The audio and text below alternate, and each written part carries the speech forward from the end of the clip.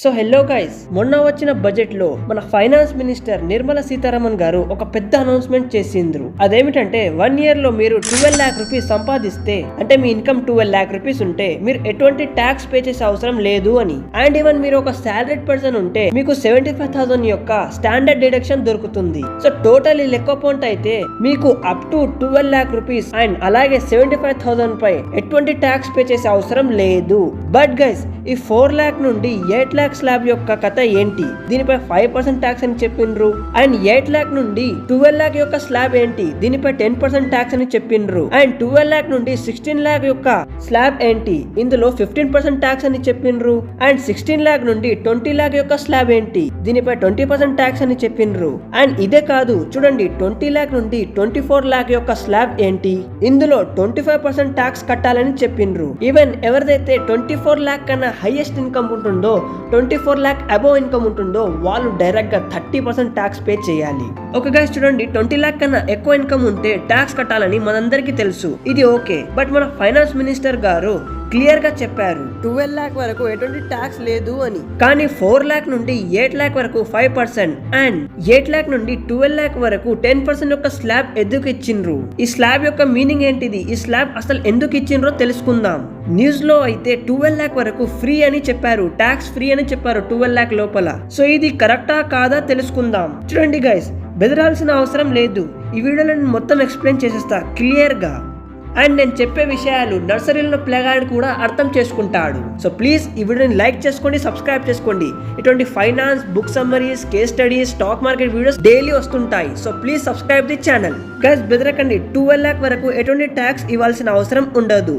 Even 12,75,000 వరకు ఎటువంటి tax ఇవ్వాల్సిన అవసరం లేదు. కానీ ఈ 4 lakh to 8 lakh అలాగే 8 lakh to 12 lakh యొక్క కథ ఏంటో ఒక చిన్న ఎగ్జాంపుల్ ద్వారా తెలుసుకుందాం. గైస్ దీనికి అర్థం చేసుకోవాలంటే మనం ఒక చిన్న ఎగ్జాంపుల్ తీసుకుందాం. సాయి అనే అబ్బాయి యొక్క యాన్యువల్ ఇన్కమ్ 13 lakh ఉంది అని అనుకోండి. అంటే 12,75,000 కన్నా కొద్దిగా ఎక్కువ. So in this case 12 lakh వరకు ఎటువంటి ట్యాక్స్ లేదు.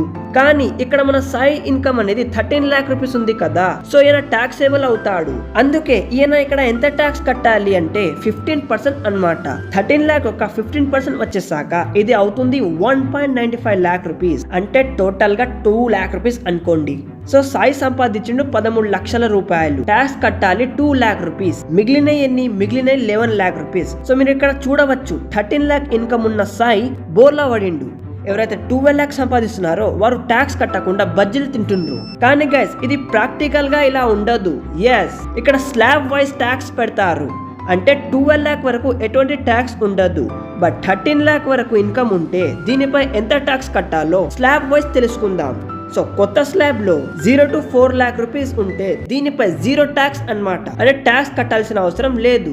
దీని తర్వాత 4 lakh నుండి 8 lakh పై 5% ట్యాక్స్ కట్టాలి. అంటే 20,000 రూపీస్ కట్టాలి. అండ్ 8 lakh నుండి 12 lakh రూపాయల ఇన్కమ్ ఉన్నవారు 10% ట్యాక్స్ కట్టాలి. సో మనం ఇంతకు ముందు మాట్లాడుకున్నాం కదా సాయి ఇన్కమ్ 13 lakh అని. ఆయన ఎంత ట్యాక్స్ కడతాడో తెలుసుకుందాం. 12 lakh నుండి 13 lakh వరకు 15% ట్యాక్స్ కట్టాలి. బట్ గైస్ మీరు మర్చిపోయారా, 75,000 యొక్క ట్యాక్స్ డిడక్షన్ ఉంటుంది ఒక సాలరీడ్ పర్సన్ కి అన్నమాట. 12 lakh రూపీస్ పై సాయి ఎటువంటి ట్యాక్స్ కట్టాడు. బట్ 1,00,000 రూపాయల పైన అయితే కట్టాలి కదా, ఎందుకంటే అవి 13 lakh రూపీస్ అవుతాయి. సో 12 lakh రూపీస్ పక్కకు పెట్టేయాలి, అలాగే 75,000 రూపీస్ పక్కకు పెట్టేయాలి. So మిగులుతాయన్ని 25,000 rupees. 25,000 రూపీస్ లో 15% ట్యాక్స్ కట్ చేస్తే దీని వాల్యూ అవుతుంది 3,750 రూపాయలు అనమాట. సో ఇప్పుడు సాయి ట్యాక్స్ కడతాడు 3,750 రూపాయలు. ఎందుకంటే 12 లక్షలపై ఎటువంటి ట్యాక్స్ ఉండదు అండ్ 75,000 రూపీస్ ట్యాక్స్ డిడక్షన్ దొరుకుతుంది. సో అవి రెండు పక్కకు జరిపేసాం మనం. మిగిలిన 25,000 రూపీస్. 25,000 రూపీస్ లో మన సాయి కడతాడు 15% ట్యాక్స్. 15% ట్యాక్స్ అంటే 3,750 రూపాయలు. సో ఇంతే సాయి కట్టేసి ట్యాక్స్ పక్కకు జరుగుతాడనమాట. అయితే గైస్ ఈ వీడియో మీకు ఎలా అనిపించింది కామెంట్ చేసి చెప్పండి. అండ్ ఇటువంటి మంచి మంచి taxable videos and stock market videos, book summaries videos కోసం నా ఛానల్ కి లైక్ చేసుకోండి, సబ్స్క్రైబ్ చేసుకోండి. And old tax, new tax మధ్యలో ఉన్న తేడాలు నేను తెలుసుకోబోతున్నాను. దీనిపై ఒక వీడియో తీయబోతున్నాను. సో ప్లీజ్ మీరు అది కూడా కామెంట్ చేసి చెప్పండి. ఓల్డ్ ట్యాక్స్ లో ఏముంది, న్యూ ట్యాక్స్ లో ఏముందో. అండ్ గైస్ మీ సపోర్ట్ అనేది నాకు చాలా అంటే చాలా ఇంపార్టెంట్. అది స్టాక్ మార్కెట్ వీడియోస్ కావచ్చు, లేకపోతే బుక్ సమ్మరీస్ వీడియోస్ కావచ్చు, what ever. So me support ఉంటేనే నేను ముందుకు వెళ్ళగలను. సో ప్లీజ్ సపోర్ట్ ఇవ్వండి. ఈ వీడియోని ఇతరులతో షేర్ చేయండి.